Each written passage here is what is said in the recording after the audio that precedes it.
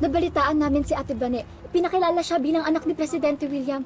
Alam ko, parehas kaming ampon, pero hindi ko naman inaasahan na ang tunay ng magulang si Presidente. Pero bakit naman kami gusto ipapatay ni Presidente William?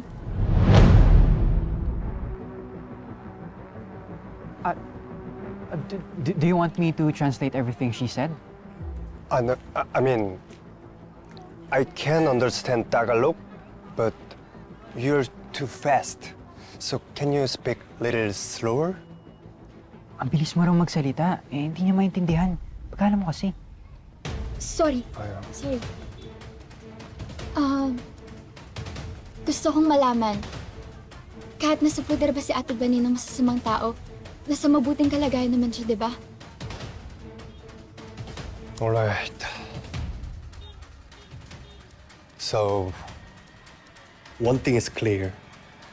President William wants you dead.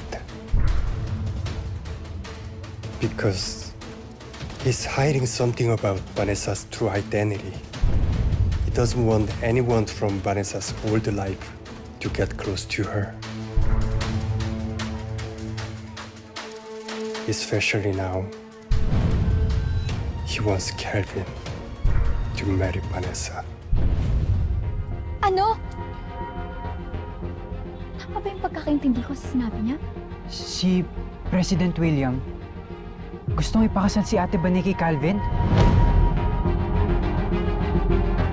Si President William, gustong ipakasal si Ate Bane kay Calvin?